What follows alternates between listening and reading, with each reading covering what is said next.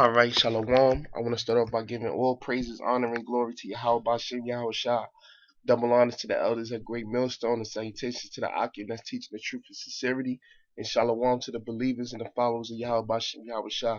It's your brother Barak Abal, and I just want to bring this article out, which is undeniable proof that the new moon dictates the beginning of the months, and the new moon dictates, the Sabbath and when the Sabbath falls, okay?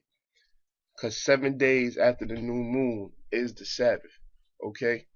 And this article that I found is going to bring out more proof that what the brothers and the elders are teaching through the scriptures, okay, is correct and is on point.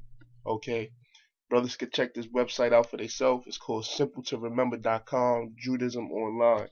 Now, like the elders say, there's always meat amongst the bones. You got to pick the meat from the bones, and there's a lot of bones in this article, but we're gonna pick certain meat, okay, the ones that's nourishing to the spirit.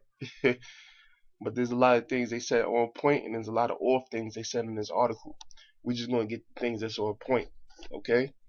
This is the topic: months. Jews count the months by the moon. Plain and simple. Okay, so our ancestors, our forefathers, Abraham, Isaac, and Jacob, from the beginning to Adam all the way to the time of Yahweh Shah, okay, this is how we kept time, okay, dictating by the moon. Jews count the months by the moon because months mean moon, okay. Western civilization patterns its calendar after the sun.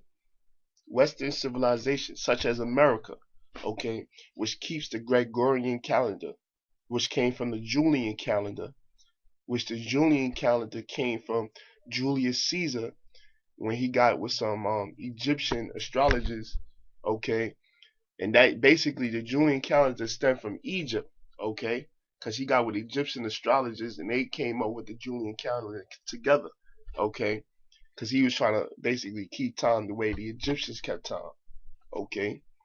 But Western civilization, but that's all proof. It's all that go all together. Okay, Western civilization pattern its calendar after the sun, which the Gregorian calendar came from the Julian calendar. Basically, Gregorian calendar so-called corrected the Julian calendar by adding on certain days, and the Julian calendar came from Julius Caesar. Okay, you can look it up in the history. That presents a dilemma that the moon, okay, that was just a point right there. Okay, now we're going to get the next point. Because like I said, it's a lot of meat and it's bones too. Okay, I don't want the brethren to get confused. This is weeks. Jews count the week from the Shabbat to the Shabbat. Okay, that means the 7 days onto 7 days. Okay, because the Sabbath for every 7 days. Okay, the Sabbath is the crown of the week, the crown of the Jewish holidays, the crown of the Jewish spirit, the crown of the Jewish imagination. The Sabbath, the Shabbat is a queen. See, this is bones, man. Okay, let me see. This is bones. All right, let's go right here. More than the Jews have kept the Sabbath, Shabbat, the Sabbath. A great writer once said the Sabbath has kept the Jews. It is so rooted in the human condition that no matter how many societies have tried to uproot it, okay, because that's exactly what America did, okay, that's exactly what the Gregorian calendar did, okay, they uprooted it, they tried to change the time periods, making the Sabbath fall on Friday night to Saturday night, which is totally BS, okay. They could not. Some have simply moved the day, Christians to Sunday, Muslims to Friday. Look at that. Muslims keep the Sabbath on a Friday night, Saturday night. So you follow after the ways of Muslims. Okay? For the people that follow the Friday night to Saturday night. The Sabbath stamps is marked on the individual, on the nation, on the week. All weekdays lead to the Sabbath. In fact, the days do not have names. Damn, that's a cut, man. This is a cold cut right here. Read this again. All weekdays lead to the Sabbath. All weekdays lead to the Sabbath, meaning the Sabbath could fall on any day of the week. Okay? It could fall on any day of the week. Alright? According to this calendar, on this calendar, the Gregorian calendar, it could fall on any day of the week. Let me give you an example. It could fall on any one. It could fall on a Monday night to Tuesday night to Wednesday night, a Wednesday night to Thursday night, a Friday night to Saturday night, a Saturday night to Sunday night. It could fall on any day of the week, according to the new moon, as long as it's 7 days after the new moon. Okay? All weekdays lead to the Sabbath. In fact, the days do not have names. Because when you go back to the scriptures, there's no such thing as Monday, Sunday, Monday, Tuesday, Wednesday, Thursday, Friday, Saturday. There's no such thing. Okay? It says, in fact, the days do not have names, only numbers. There's only numbers. That's why when you read the scriptures, it said, on the first month, on the 14th day, do this. On the 7th month, do this. On the 7th month and the 10th day, do this. Okay, on the 7th, if you in layman's terms, on the 7th moon, on the first moon and the 14th day, do this. Because there's no such thing as Monday, Tuesday, Wednesday, Thursday, Friday, Saturday, and Sunday. Okay, only numbers. And these numbers all look to the number 7, anticipating the arrival of the 7th day, the Sabbath, the Shabbat. The days from Sunday to Friday are viewed psychologically as well as physical, as steps leading up to the Shabbat.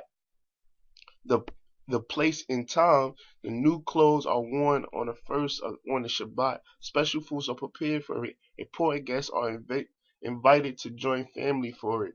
Meaningful discussions are delayed until the Shabbat. Friday because okay,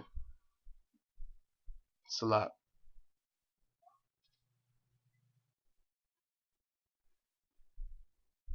Okay, yeah. Let's get to this. Days, because like I said, meat and bones, meat and bones. It says days. The Jewish day does not begin in the end of midnight. The Jewish day does not begin at the end at midnight. It does not circular calendar day. Midnight is not a distinguishable astronomical event. In the era before the modern clock, a specific hour of the night could not be precisely known, whereas an hour of the day was easily determined by citing the location of the sun. Thus, the day had to begin by precise, simple, and universally recognized standards. This meant that the day had to be reckoned either from the beginning of the night or the beginning of the day. Okay, which is lies, because you had people that kept the hours of the day. Okay, going back to our forefathers, you had people that kept basically a sun watch and a moon watch. They kept the hours of the day. In Jewish time, the day begins with the onset of night and the appearance of the stars. Okay, like the scriptures say, in the evening of the day, in the evening and the day was the first day, followed by the morning, which technically begins the appearance of the North Star. According to some Jewish teachers, night and morning begins with sunset and sunrise respectively, for that is how the Torah describes it. And there was evening and there was morning, the first day. For this reason, the Sabbath begins on Friday night and ends with the appearance of the stars on Saturday night. The same is true for the major holidays such as Passover.